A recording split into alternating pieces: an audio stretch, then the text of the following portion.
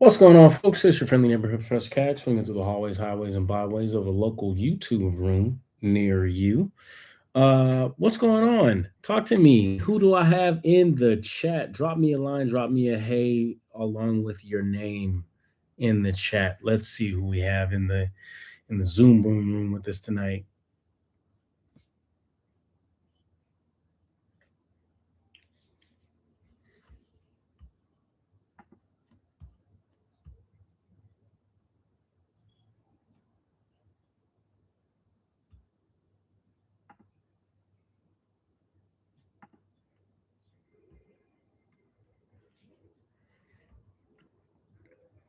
What's going on? What's going on? What's going on? Drop your name in the chat. Let me see who I'm well, I can't see.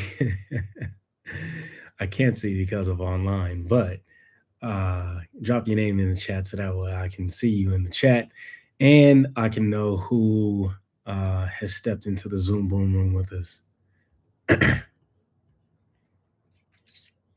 Tonight is going to be a relatively simple evening. Chris, what's up, man? How you doing? How you been? I feel like I haven't spoken with you in a long time. How you been? Jose, what's up, man? Okay, I see you. I see you. Yeah, man. I'm so glad that y'all were able to join. Man, what's going on? Talk with me. Chris, schedule an office hours with me. We need to connect. I want to go over some of your work. Understandable. I want to make sure that we can solidify that too as well. Just want to make sure that we got everything straight here in this class, so we can make that happen for sure. For sure. Okay. Yeah. Schedule it for next week. I think that's when the earliest availability is. Yeah. Jose, man, how you been doing, man? Hopefully work and the family's been treating you well. Yeah. Uh, Family folks, I think, will understand the joke there. They haven't. Oh no, because they never do. They never really do. I mean, sometimes, yeah, but most of the time, 360 out of the 365 total days of the year, one of them two. Oh man, well listen, hopefully tonight I could actually help to bring a little bit of sunshine and a little bit of joy into your lives. Tonight, I just want to have a free open forum. Y'all talk to me. Let me know what it is that you have either any questions on, anything that might actually be a little murky, something that might actually kind of need to be a little more elaborated on. Y'all let me know. In the meantime, while you all are actually kind of thinking of questions and things like that, or just kind of jotting some notes down, right? I want you to write them all down, right? Kind of take a moment and write them down. While y'all are doing that, I want to review our most recent module that's posted. I know I haven't posted a module for this week. That's because last week's module is pretty extensive. It's actually a module. It's three modules that are combined into one. Okay, so if you actually, oh no, okay, I'm sorry.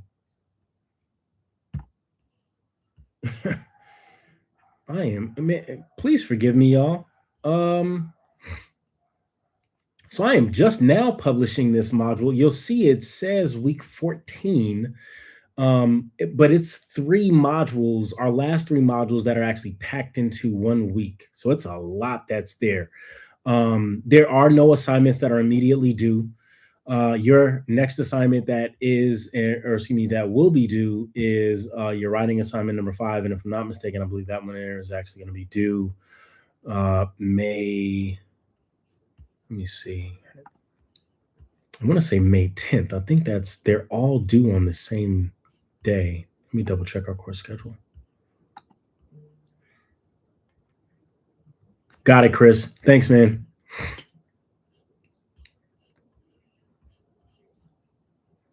Yeah, so your writing assignment number 5 is due on the 10th, on May 10th. Um,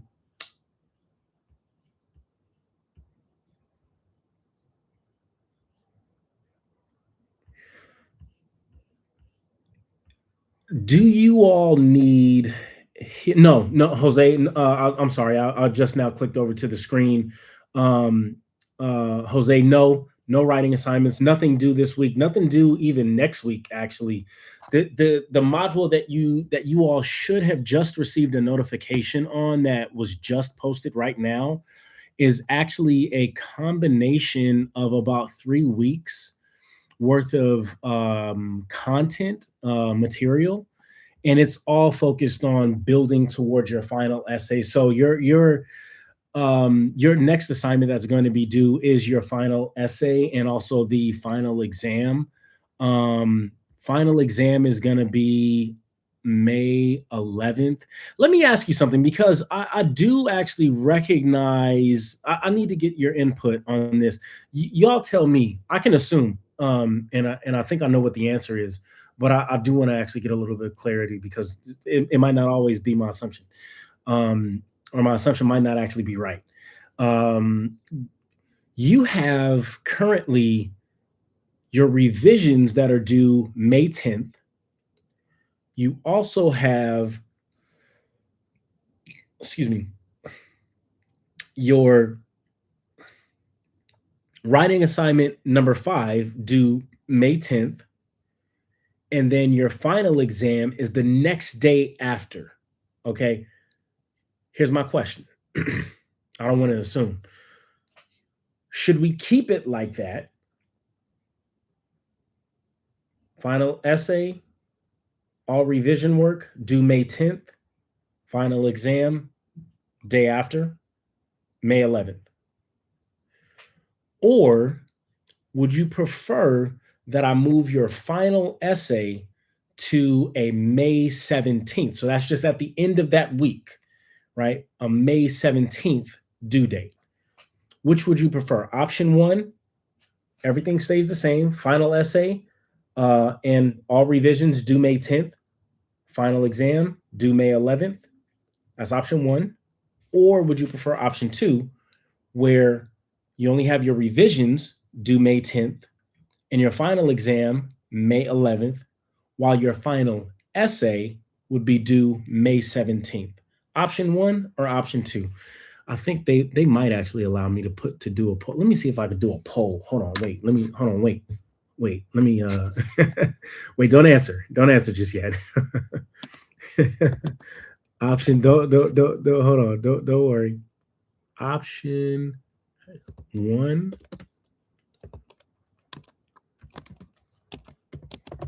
Final exam. Man, I feel like I look like an old person right now. I'm sitting up here. Let me see. Okay. Final exam. No. Final essay plus all revision May 10th. Final exam due May 11th. Okay, right. That's option 1. Option 1. I feel so accomplished right now at this point, and I certainly feel old too. There's no need for me to deny that. I feel old because there's only one reason why. I feel like I got one thing right on this YouTube sensation, and that is how to do a poll. I'm not gonna pat myself on the back. I'm just gonna hold my head in victory right now. Hold on 1 second, y'all. Hold on. I'm almost finished typing. Let's see. Let's go. Hey, y'all, appreciate the encouragement. I appreciate it. Goodness gracious. Hey, look, y'all just gotta understand, y'all not the only ones that struggle with y'all not the only ones that struggle with technology, man. You know what I'm saying? Like, it's man, technology is just ever evolving and confusing. Let me see. All revisions. Okay. Final. Let me see. All right. Final essay. Heck. Let me actually write this clearly. Oh, you know what? Then how about this? Boom. All revisions May 10th. Final exam. Then final essay May 17th. Okay. Bow. I think I got it. I'll do a shift, control, command. No. Okay. Well, hey, it is what it is. Nope. No, I don't want to add an option. I don't want to add an option. Let's close that and start the poll. Wait a minute now. Wait a minute now. My question is too long. Okay. All right.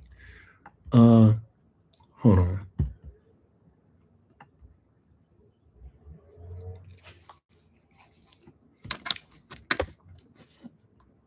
All right. There we go. Okay. Bow. Woo!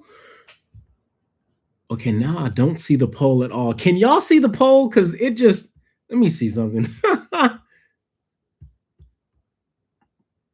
Oh, okay. Okay, there we go. All right. So I only have, okay, everybody who's in here, I see I got a few people. I got a tiebreaker in here. I got a tiebreaker in here. Oh, Chris, you were in motion? Oh my goodness, man. You were driving? Okay. Well, don't worry about the poll, man.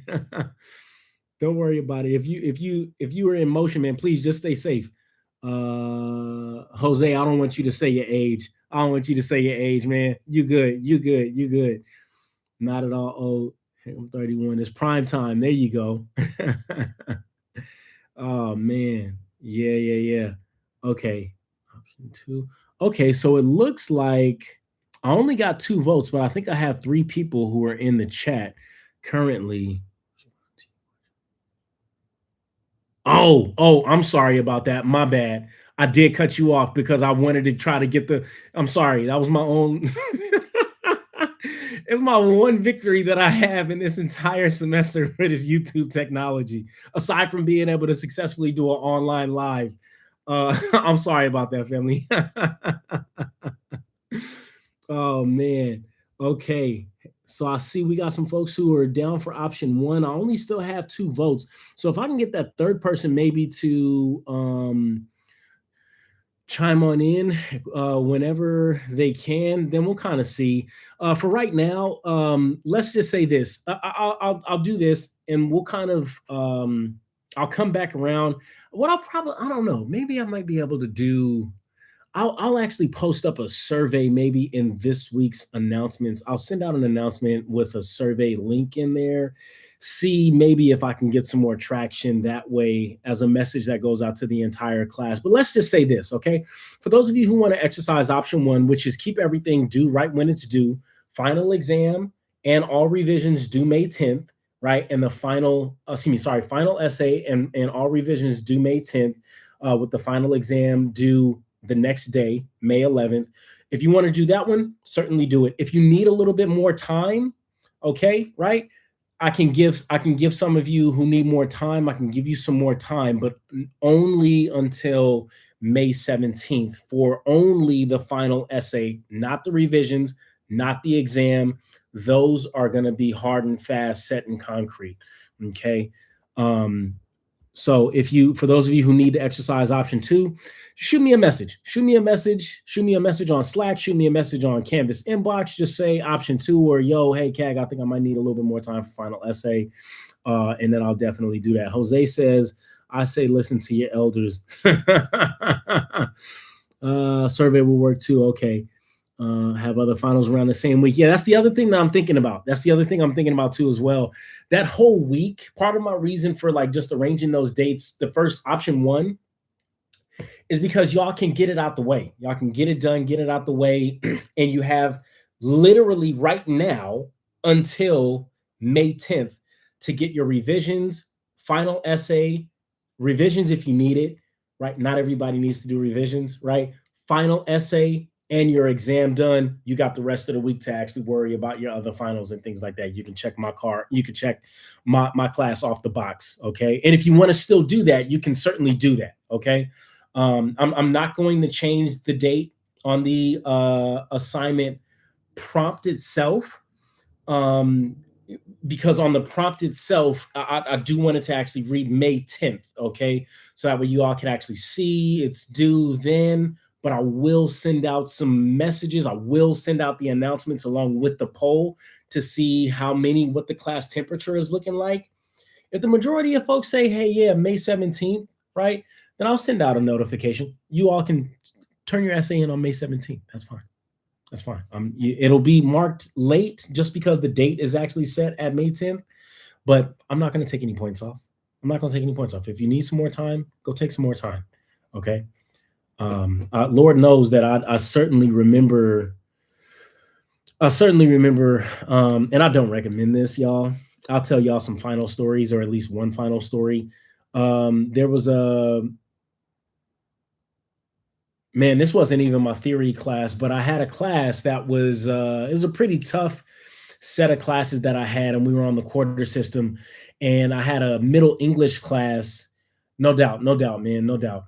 I had a class that was focused on Middle English.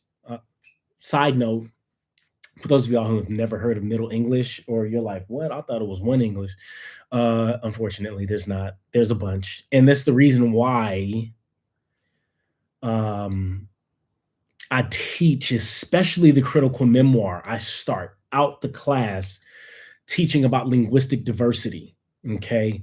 Because English is the development into what we consider today to be quote unquote standard English actually has not always been consistent. It's not even consistent now in terms of the basic rules, mechanics, and grammar, or even phonology that the English language is currently situated at. It hasn't always been that way. English as a language has gone through multiple periods of development. We have Old English, we have Middle English, we have a period in between there, right? In between Middle English and Modern English, right? We got a period in between there where there's like a lot of linguistic diversity and changes and grammar rules and shifts and stuff like that. And then we get Modern English. By the way, FYI, Shakespeare is considered Modern English. So if you can imagine, right, if you've seen, heard, read, right, viewed a Shakespeare film or a film based on Shakespeare, right, right, like Shakespeare is considered modern English. You have to understand, right? So if English has that much diversity, range, and shifts and changes to the rules that have occurred in its existence, why would I not encourage linguistic diversity, right? Especially since I know how to actually teach it, and I also understand the importance. Yes, yeah. Yes, thou art right. Thus thou right for right a fortnight, right? How many? Raise your hands if you know how long a fortnight is. My hands are down. Actually, it was technically up because I had to study that stuff. But most people don't know how long a fortnight is. Right? Shakespeare uses that kind of language liberally throughout a variety of his different works, right? So I just ended the poll right now. So again, like I said, I'll be for those who want it, I'll exercise option 2 for y'all, right? Just let me know. But why would I not actually exercise linguistic diversity? So, anyways, long story short, I'm going back to the story. I'm going through my final exams, and I'm taking a final exam for Middle English, right? And Middle English sounds way worse or complicated than Shakespeare, right? And King James English, right? For all bidati no no to love indeda, right? Like that's how Middle English sounds. What I just said was, no matter what, I still don't know what love is. It's literally what it translates to, right? I had to memorize whole passages in Middle English and then recite them, and all that stuff for my final exam. In addition to writing an essay and like taking an exam, Chris is like, "Yo, I know it sounds wild, right? It's bugged out. Middle English is crazy. It's really cool." If you like, I had a grad school professor who he was an expert in that stuff. Like he could like speak it like it was a second language for him, and he should because he's an expert. I'm not an expert. I just took the class a couple of times, right? I took a couple of classes that actually dealt with Middle English. So, but you know, having to go through that and also like balance my finals. Some of y'all, right? I know for sure. Imagine being on a date and talking like that. Yeah, I know. I don't know. You could try it, right? Just like do a YouTube search for like Middle English and like different phrases in Middle English, right? And then try it. See, it may work, it may not work. I don't know. But I do know that it can be confusing. So just there's my caveat right there, right? Use it at your own risk. And it'll at least give you a chance to explain, well, listen, look, English, how we know it, hasn't always been that way. And boom, now you got a conversation started, right? I don't know. It's just a way to spark conversation and dialogue, right? So I want to be able to exercise that option too for those of y'all who definitely do need it. I'm taking everybody at their word face value. I know y'all are diligent folks. I'm already off the top. I know that y'all are working hard, and I know that y'all are balancing a lot going on.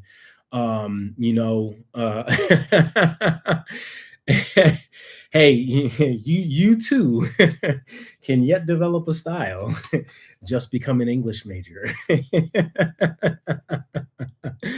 Oh man, yo, look, I'm not gonna pass up an opportunity to try to make more recruits on into the English major, man. Yo, listen, check it out. The entire major, the discipline itself, needs more folks in it, and not just the same kind of people who just like reading and stuff. I didn't like reading. I didn't. I like to read comic books.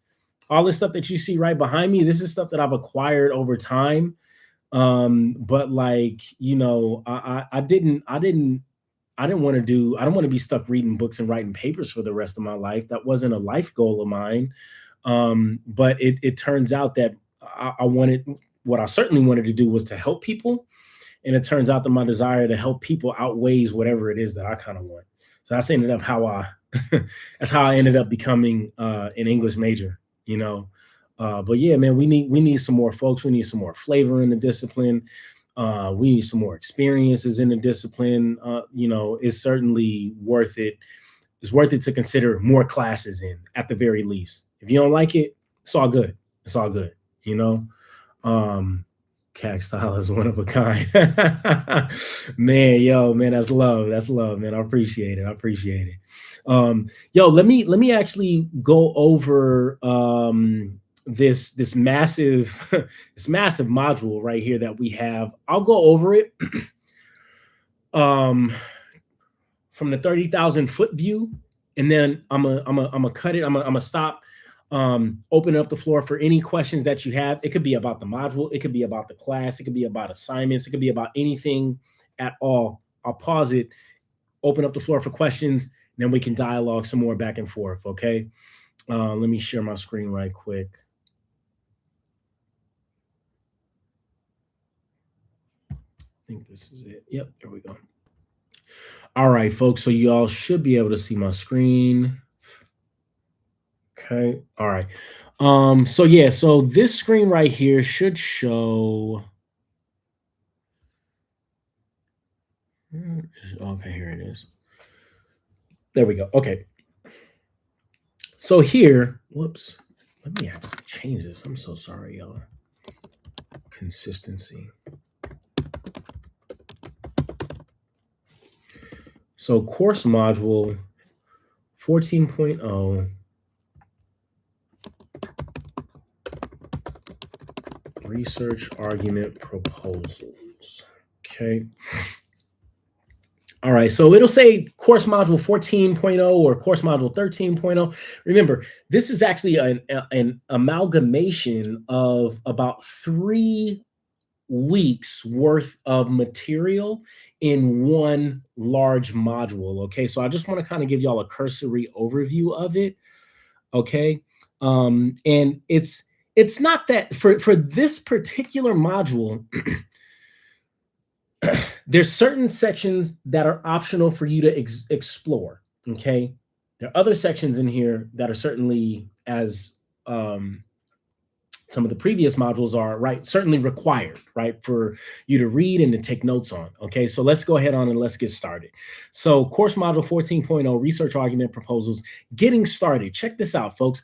This essay here is it's one of my most fun essays. It's also too one of the most important essays, because what you all have been exposed to over the past, we're in week 13, 12 weeks, has been about 4 different modes of essay writing, right? So we've been exposed to the critical memoir, right, or narrative mode of writing. We've been exposed to critical analysis, or in other words, what is often what I'm specifically teaching as rhetorical analysis, right? In other classes and other courses, even at some other colleges, they'll teach it as like critical analysis, right? And they don't have the special emphasis on rhetoric. That's part of my background. Sorry, another side note. Sorry, folks, so many side missions. If y'all thought that Old English was old and Middle English and Old English were old, uh, uh, rhetoric is even older. Old English, I think, is marked at the start of the 800th century, right? So 800 AD. Rhetoric stretches all the way back to about 3,000 years ago. Okay. At least some of the earliest iterations of it end up kind of popping up with Corax and Tisius, just after the Peloponnesian War, civil war kind of between the Greeks, right? Spartans and Athenians, right? I just have like a sordid interest in history, which is probably what has guided my, which is probably guided my navigation through the English history and the development of English language and thought. But you all have learned about rhetorical analysis. You all have also too discovered and unpacked it, right? Persuasive arguments, but specifically visual arguments, along with film analysis, right? Those are 4 different modes of writing, really technically 3, because film analysis falls under the larger branch or larger framework of critical analysis, right? Of which rhetorical analysis and film analysis are kind of like brother and sisters, right? With under the under in that family tree. So let's say, right, 3 modes of writing, but with 2 particular flavors in that one mode, right? That's what you all have been exposed to. What this essay here, this unit, this module calls for you to do is to pull together, almost kind of like Voltron, right? Or Power Rangers, right? It calls for you to pull together specialties, right, from each one of those modes that we've learned throughout this course. It's calling for you to pull it all together, put all those skills together, right? So that way you can create and craft the best argument that demonstrates your understanding of the material that we've been exposed to, and that also demonstrates your engagement with outside sources, and that most importantly demonstrates your skill and depth of knowledge at arguing with resources and facts to support your claims. That's the big 30,000-foot view of this particular module right here, right? Of this particular unit. We're pulling it all together, and we're going to synthesize a research argument, okay? So the first section of this module refers to getting started. And what it really kind of covers is just the kind of intro. There is 2 important documents that I want for you, 2 important texts that I want for you to pay very, very, very, very close attention to. Okay, I really, really, really want you to study like in depth these 2 documents, because they're so rich, they're so powerful, they have everything, all the basic ingredients that you would need in order to make this dish that we call a research argument. Okay. Underneath, Building a Better Tomorrow, Finding Solutions to Social Problems just lays out the SLOs for the module, for this particular unit, right, which will actually culminate in the research argument proposal, right, the essay itself that we're going to be writing. Um, and it also gives you the SLOs for engaging with outside sources and a couple of others that we're trying to hit as our target goals in this English C1001 class. Okay, so that's what this first unit here, this first post actually refers to. The second post is the one that I'm talking about right there, where I want you all to actually study. Take this here in depth. Let's take a look at it. All right, the other two are going to be they're important, but it doesn't require as much engagement as this one right here. So this one, Introduction to Research Arguments. I want you all to actually take a look here at this YouTube video because it's a crash course video, which I love crash course, by the way, that like all the different hosts that they have on there are really pretty cool and super amazing. This guy right here is actually one of my favorites. I love his videos. I don't know why. He's just really engaging to me personally. Um, my apologies if you just find him like really annoying.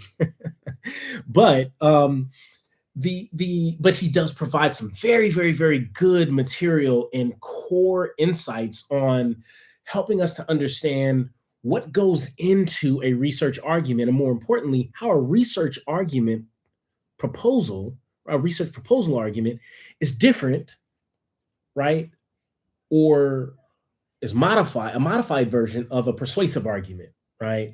So this particular kind of argument is quite different from a persuasive argument insofar as there are two types of research arguments that we will be learning about, and I only want you to actually pick one, right? And that is a policy proposal or what we call a practical proposal, right? As you can see right down here, just really briefly, right? The two types are defined. Practical proposal is defined as a proposal that makes an argument about an immediate local solution to address a particular problem. A policy proposal, on the other hand, a practical proposal is a short term, immediate, here's what we can do, step 1, 2, 3, right? If a practical proposal is that, a policy proposal is its converse, right? A policy proposal actually calls for us to develop a more long-term and wide scale or wide-reaching strategy that can be implemented. Say a strategy because a strategy could be filled with multiple components, right? Or parts that have to be executed in a particular sequence, right?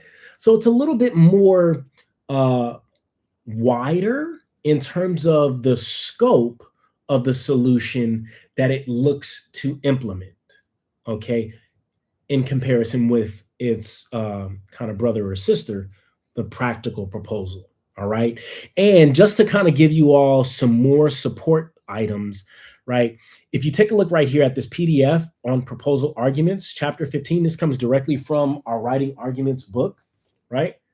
This book right here. Again, this here was certainly available for purchase in the bookstore, right? But I have made all of these chapters here available for you all.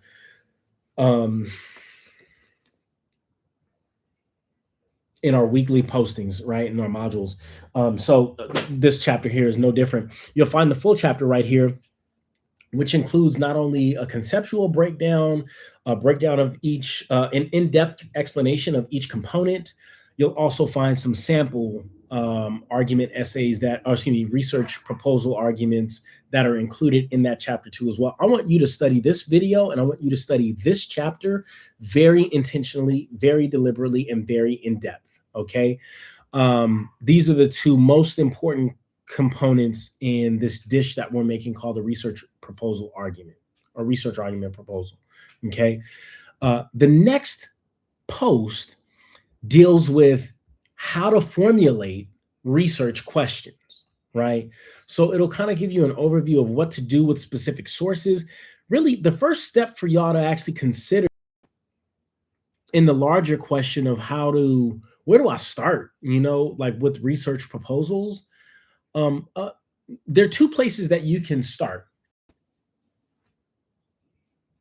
You can start from scratch, or you can start from your writing assignment number 3. Whatever that topic or issue is, right?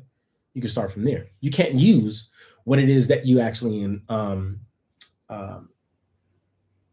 well, the difference between writing assignment number 3 and this writing assignment is the writing assignment number 3 was a visual argument, right?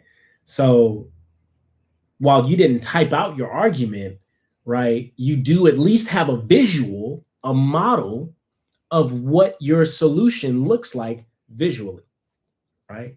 If you did the assignment correctly. If you didn't, then that means that you got to go back and revise it, right? And you still got some work to do on it. But however, that means at least that you have a topic, okay? So you could start with the same topic from writing assignment number 3, or you could start from scratch. Now, if you're starting from scratch, this post right here applies to you.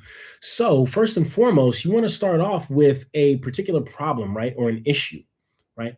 What's an issue that's affecting people on a wide scale social level, right? What's an issue that's affecting people either in your neighborhood or your neighborhood slash community, right? Or what's an issue that's affecting people at your school community, right? I know that financial aid got cut this year. Y'all ain't feeling that? Y'all doing all right? Y'all cool? No? Y'all not cool? Guess what? You're not the only one. And that is exactly the kind of framework, right, that you want to think about when you're trying to consider whether or not you have an idea or grounds for a good problem to explore for this research argument proposal. If people are affected by the same issue, if like multiple people are affected, right? When I say multiple, I mean like not 5, not like 10 or anything like that, right? Like people within a community, okay? If people within a community are affected greatly by a particular issue, that's a great issue, right? That's a problem. Now you want to go out and you want to actually research, gather up some sources, marshal up some evidence in order to develop your understanding about the problem, the background of it, how things got to be this way, and gather up your sources to see what other people, other scholars and researchers have said that we should do to address this problem. Because your argument is essentially going to take the best ideas and strategies from the researchers that you gather, and you're going to put them all together in your argument, and you're going to synthesize a new approach through the combination of collected research for how we should address this problem. That's exactly more or less what this slide right here is going to actually kind of convey and discuss with you, right? And then here you'll see there's a PDF of a set of research questions that you could certainly rely on, that you could use, right? This here is like a 2 sub A option, right, on how you can get started, right? Looks like it's taking a little while. I'm going to actually use this one. It's the same document. This is the same document as the one on the next slide. There are only 2 exceptions. There are only 2 that I'm banning. There are 2 topics that are on the ban list, okay, from this example here. One is abortion. Abortion is on the ban list, okay? 2 is gun control, okay? Abortion and gun control, they're on the ban list. It's not because I don't care about those 2 issues right there. It's not because it's not for the reason that you would think, whatever reason that may or may not actually be. However, the reason why, I'll be very, very transparent with y'all. And we learned this a long time ago when we were in rhetoric, right? You know, there's a thing in rhetoric, in rhetorical studies, called stasis theory. Stasis theory, it's actually a concept that Aristotle used to teach in the Lyceum, where he would have his students do model arguments, and He would have them go and prepare spontaneous responses, right? So, freestyle, right? He would have his students freestyle a debate, right, back and forth. And part of where stasis theory actually draws from is a Greek concept that I can't think of the word of right now, that Aristotle used to teach in his Lyceum, where two opponents on two sides of an issue need to at least have some sort of kind of common ground established, right?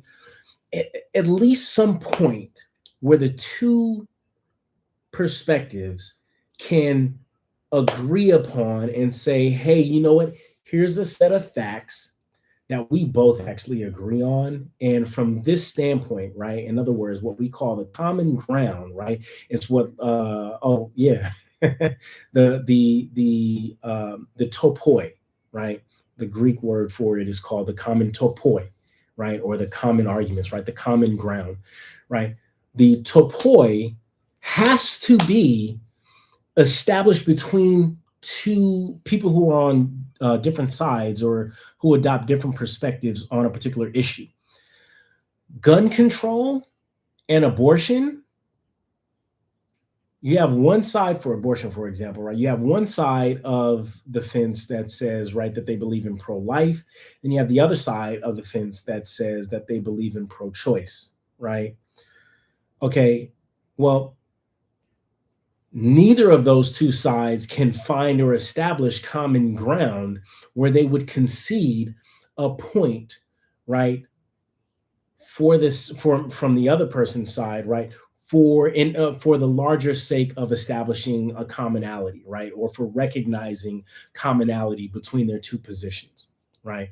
Same thing with gun control, right. There's just two there's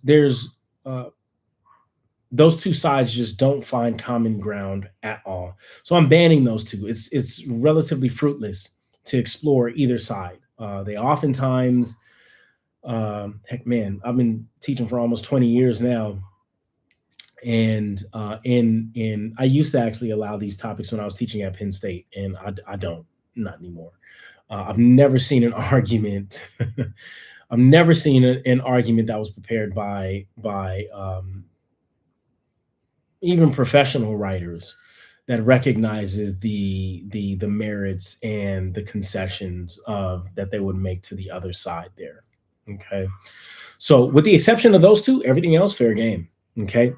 All right, let me click on over here and take a look at the chat right quick, see if I have any questions. Rhetoric has been the most challenging so far. Yeah, yeah, yeah. No, Chris, I bet it has been. I bet it has been. It certainly is. My major is communications. Okay, yeah, yeah, yeah, yeah, yeah. Yes, to go over all the different. Yes, communications is one of the other that's like our brother or sister discipline. Not English, but I come from out of a background of composition and rhetoric studies, and our counterpart, right? The only other place around campus that teaches rhetoric is communications, right? So that's like CAS, communication arts and studies and stuff like that. Yeah, I love communications as a discipline because they all function. Right, right. Yeah, yeah, yeah, right. You can see why it makes sense. Right. So like the communications folks, they actually super cool. They have some really cool fields within that larger discipline of communication studies. Think cool fields like presidential rhetoric, right? Presidential rhetoric actually examines the use of persuasive speech tropes, figures of thought, forms of thought, so on and so forth, that presidents employ in their speeches, right, in their major public addresses, right, either to the nation or to the globe, and it stretches all the way back to like as far as George Washington, Thomas Jefferson, Abraham Lincoln, right? Those folks. And so yeah, it's just a lot of cool stuff that communication that CAS has over that communication studies has over there. Yeah, I love communication studies. Um, Need to get past the overthinking process and get straight to the fundamentals of persuasion. Certain assignments. Yeah, yeah, yeah. Well, you know what? Really, you know what the cure for overthinking is? Well, maybe not. Maybe cure is too strong of a word. You know what? You know what a good response for overthinking is? um,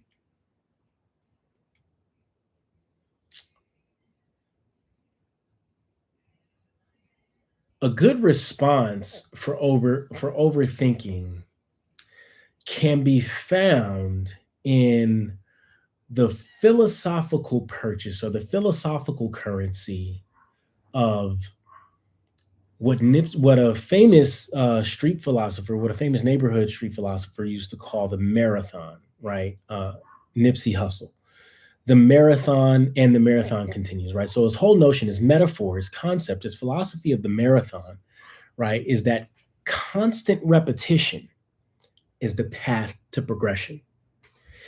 And in that, what we find, I think what's valuable in in that philosophical framework is that over analysis, right, can lead to a certain kind of collapse in our practice and in our action, right? Over analysis can lead to paralysis, right? So the remedy is found in constant repetition, right? That is to say, if you're steadily overthinking one aspect or multiple aspects of an assignment, right? It could be one, it could be singular or multiple, right? The best thing for you to do is to get it done, right? And then go get some feedback, right? And then after you get the feedback, go rewrite it. When you rewrite it, right? Like I used to actually do this assignment with some of my students at an earlier point in my career, where I would have them write a persuasive essay. Right when I was still doing traditional essays, I would have them identify an issue, write a persuasive argument on that issue, right, from a very specific point of view, right? Let's take, for example, is a college education worth it, right? Let's say whatever your position is, let's say hypothetically you adopted the affirmative position. Yes, a college education is worth it because da da da da, right? I would have them for essay number three, write out the argument, and then I would have them for the fourth essay write a counter argument, right, or adopt the opposite position on the same issue. They're knowledgeable of both sides now, right? Now they have to actually do some more research on the opposing side. And then they're going to have to argue from that standpoint, right? In an effort to help them to see the shortcomings or the differences or the nuances in their own perspective, that they their initial perspective, right, on the issue, right? So the idea here is by coming at it from a different perspective, you can actually look at the same issue, right? But with a new set of eyes or with a new approach. And that generates or it yields different ideas. They might not necessarily be new in the form of nobody has thought them before, but they might be new to you, right? So when you take that kind of approach, right, you're writing on the same issue twice. Constant repetition is the path to progression. So much so that for their fifth essay, now that they're knowledgeable about issues on both sides, right? Now that they're knowledgeable about the issue from both sides, now they have a more fuller sense of what the research is saying, right? And they can now pull from multiple perspectives on this issue and synthesize a brand new point of view. So now they're writing about the issue, same issue, three times, right? No matter what, they're writing on the issue three times.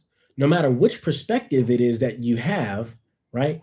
You have to execute a new task on the same issue.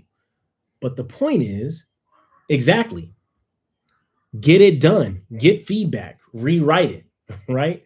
That's about it, right? you have to be able to write something. You just want to be able to go ahead on and get something down, go get some feedback, right? And then come back and go do it again, right? You're too if you're enthralled, right, in getting feedback and in going back and responding to that feedback, right, by revising, right, then you're too busy to sit up there and be paralyzed by analysis.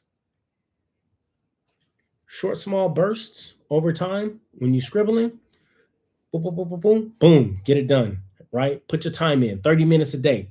And it doesn't even have to be 30 minutes a day. Hell, it could be 10 minutes a day, right? Just stick to it, boom, right? Okay, let me go off. Let me go do something else, right? Come back to it. Stick to it, boom, right? Get it done. Dust it off. Let me go do something else, right? Stick to it, boom, boom, dust it off, right? Before you know it, right? Again, constant repetition is the path to progression, right? The more that you engage with just a short, small, minor, what may seem like a minor kind of task, right? The more that you can engage with those tasks, the more on task you'll actually stay and the less overthinking you would actually do. It's just a matter of like, so in my face to face class, I'll give you another example of how I do this. Getting started, most of my students will actually say that getting started is the hardest part of writing. Okay. The reason why it's so tough to get started is because they're stuck thinking about, right. No doubt, no doubt, man. I hope that is that was useful for you, man. Right? Like getting started with an essay is probably like the most difficult part because you overthinking it. You like, yo, damn, yo, should I write about this? Should I write? I don't know what should I don't know what how did I suffer? Huh. In my face-to-face class, I can do this a whole heck of a lot better. It's I haven't found a way to do it online. I don't even think that it can be done, or at least I just haven't seen it done online. But I'll have my students, I teach using hip hop in my face-to-face class way more than what I actually teach in the online class. I'll have my students learn about freestyling, right? As a hip hop cultural practice, right? Um, and what they learn in freestyling is that there are two ways to freestyle, right? I don't want us to lose the point. We're still talking about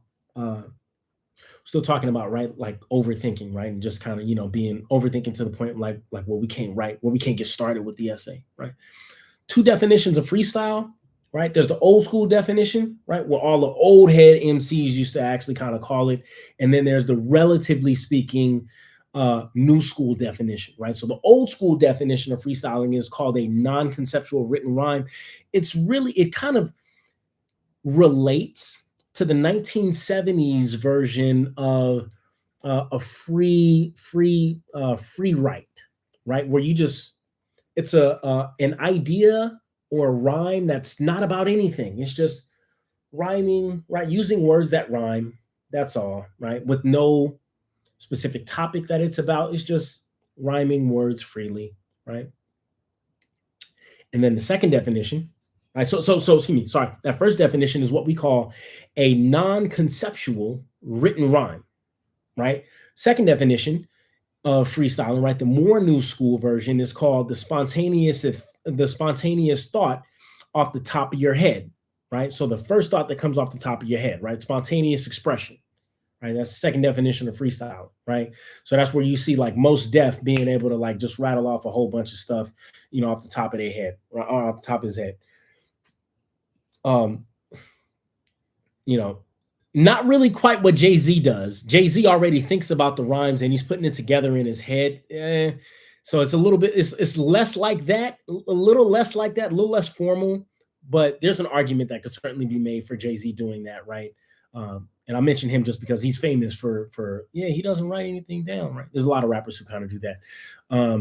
Right, Biggie does that, right? And he did it, kind of documented and noted as doing it before Jay, right? Those two definitions, a non-conceptual written rhyme, right?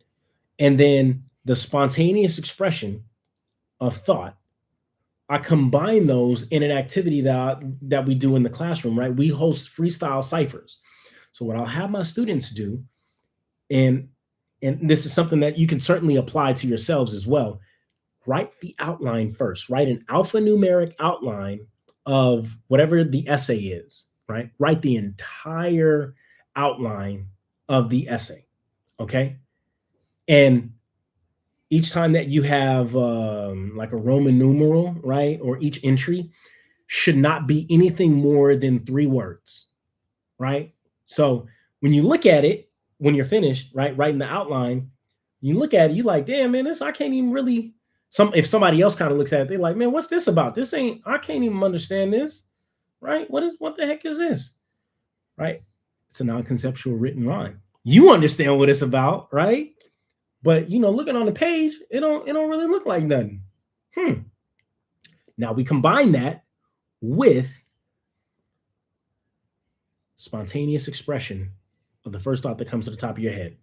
What we do is typically I have my students do this for the critical memoir. I have them do it for all their essays. So they'll write like a basic outline, like a 5-part outline, right? Roman numeral 1 all the way through 5.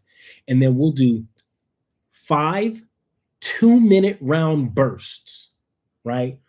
Where I don't want, listen, man, heck, sometimes I gotta wonder, man, heck, man, hey, man, my students think I'm crazy.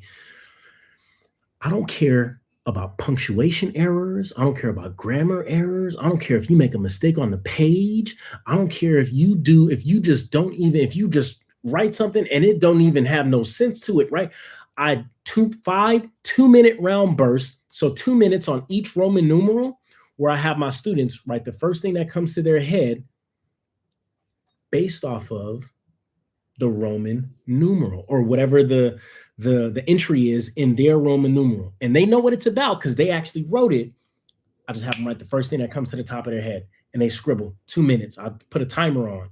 I put some music on that's specific for this activity, right? And they just write the first thing that comes to their head. Boom, boom, boom, boom, boom, boom, boom. Right? Boom, boom, boom, boom, boom, boom, boom, boom, boom. I say switch, right? Then they got to stop wherever they are, go to the next Roman numeral.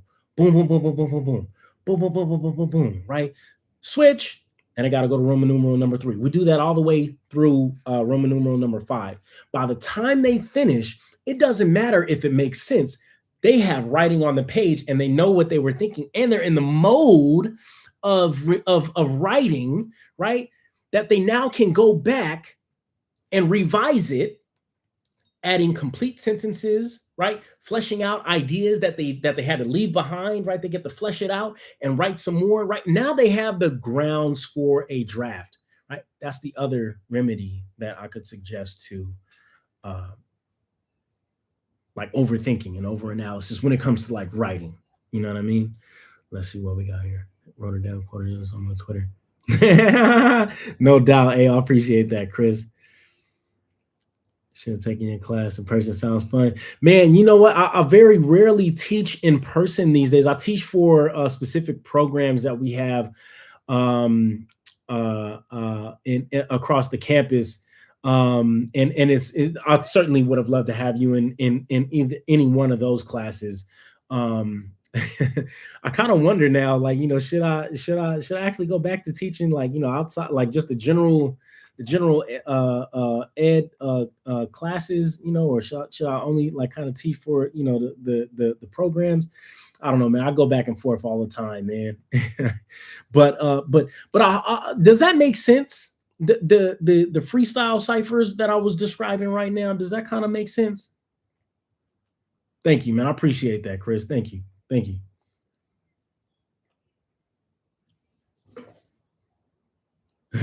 For sure, for sure.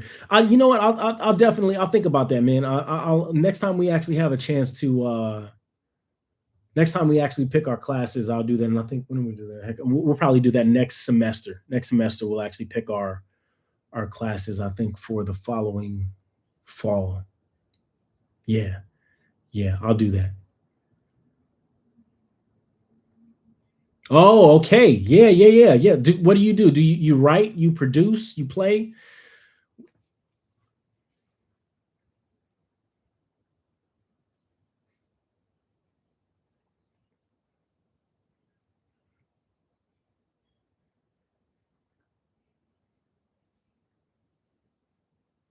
I never did music. I had friends who did a lot of music.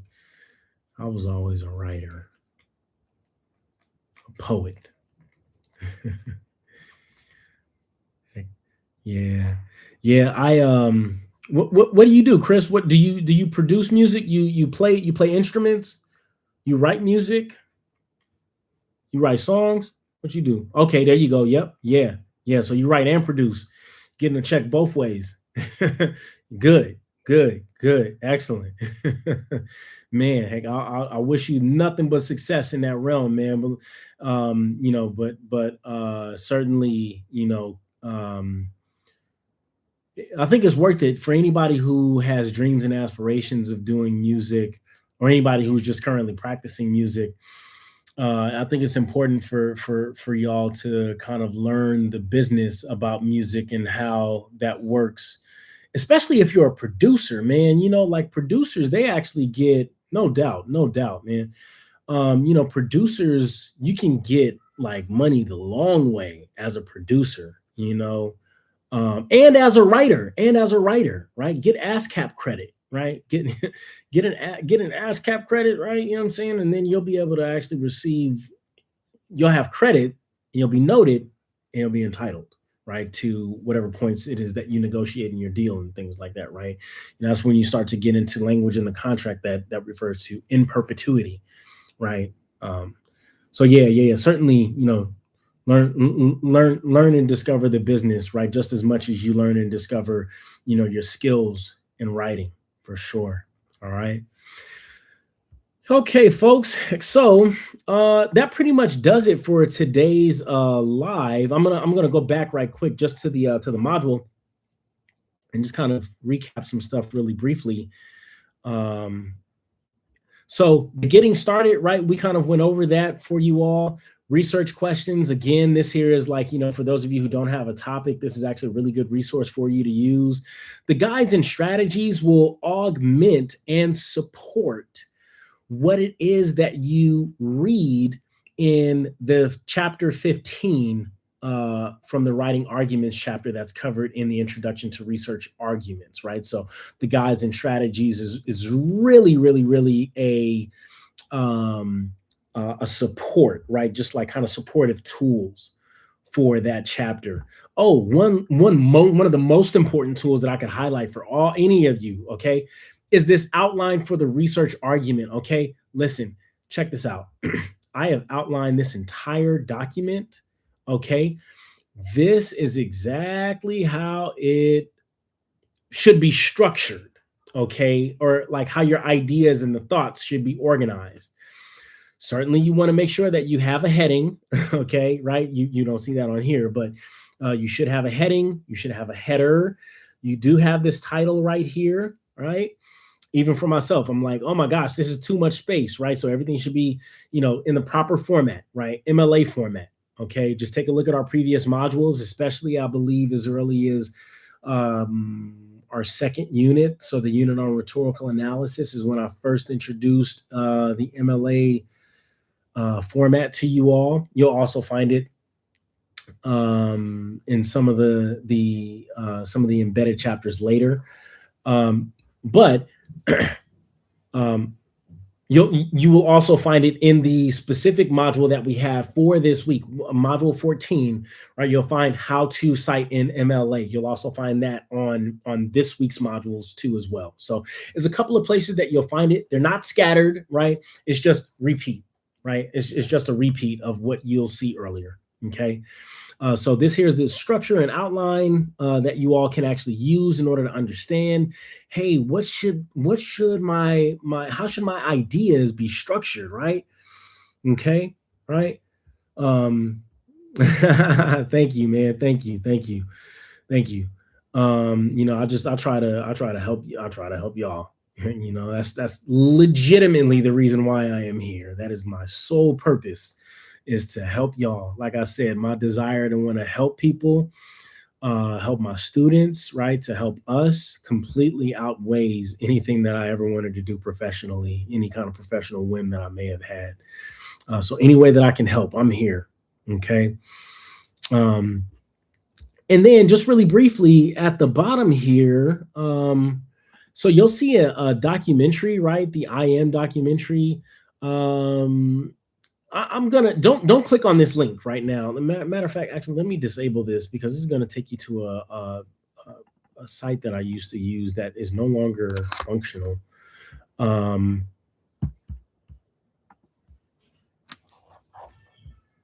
I'm gonna repost a link to the YouTube for the I Am documentary. This documentary here is very cool.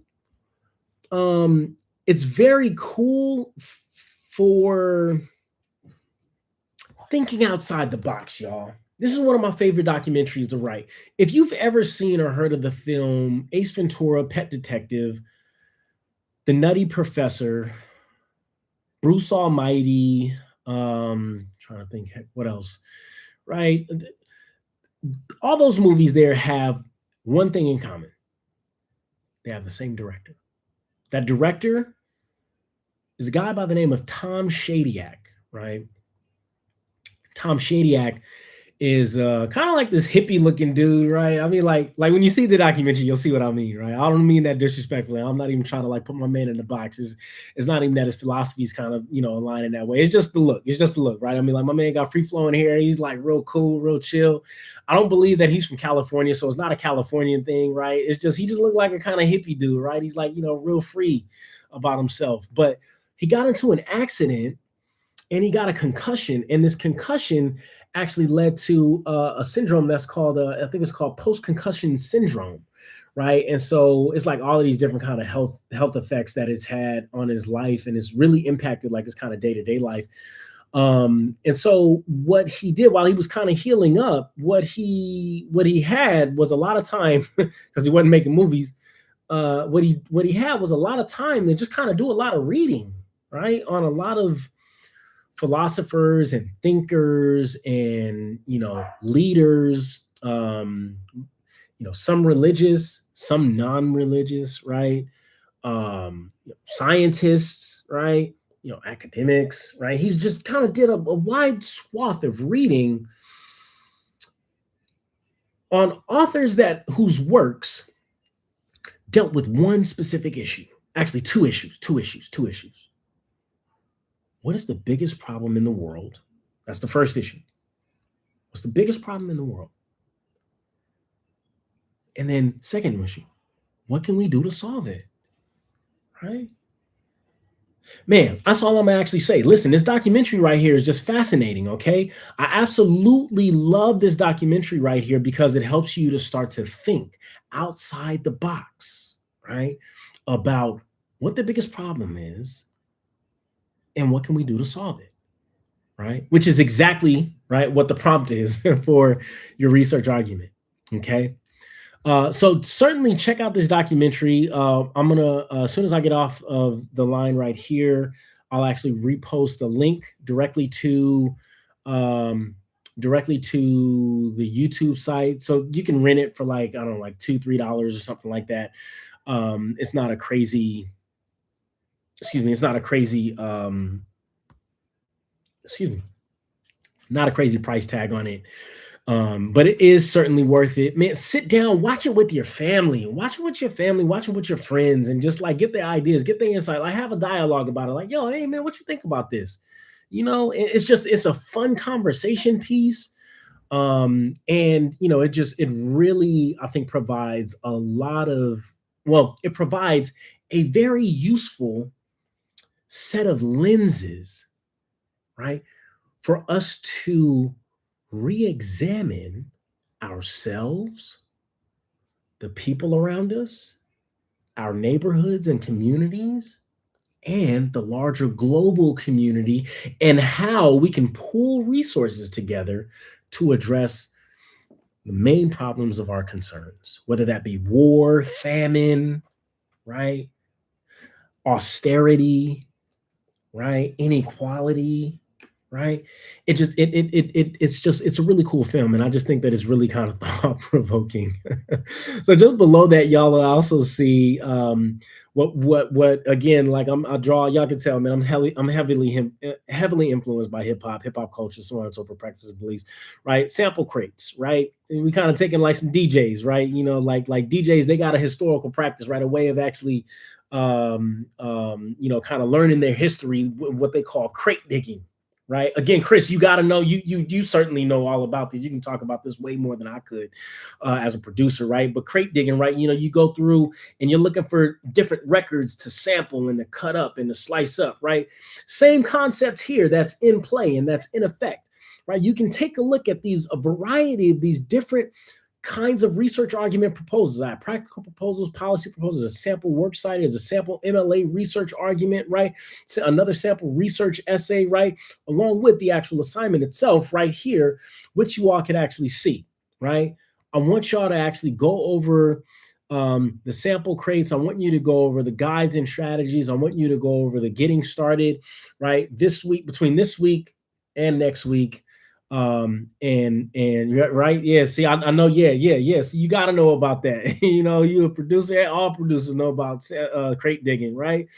um I want you all to actually go on through this module here and just really kind of take your time to explore it. There's no assignments that you guys have that's actually due for this week or for next week, so y'all have free reign to kind of structure and schedule your time to go over this material here, okay? And again, I know that it's a kind of a large, probably the largest module that we've had. So I would say don't take your time with it. Go through it first and then go back and go through it again. Take your time with it the second time. Okay. All right, folks. Man, thank y'all so much for tapping on in. Man, look, man, hey, y'all were the best part of this entire YouTube live experience for me. So I really appreciate y'all, man. Chris, Jose, thanks so much. Folks who was tapped on, who've been tapping on in, popping in and out of the chat, popping in and out of the YouTube live. Those of you who are watching this on record, thank y'all so much for tuning in with your friendly neighborhood Professor Cag. I'm gonna actually take some time out, go retire, eat some dinner, and drink me some water. All right, folks, y'all take care. If you have any questions, don't hesitate to schedule an office hours appointment. Shoot me a text on Slack or send me a message on Canvas inbox. Okay. Oh man, hey, it's my pleasure, Chris. It's my pleasure. Absolutely, man. Heck, anytime. It's my pleasure.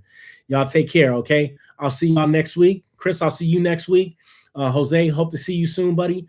Everybody else, y'all take care of yourselves and take care of each other. Peace.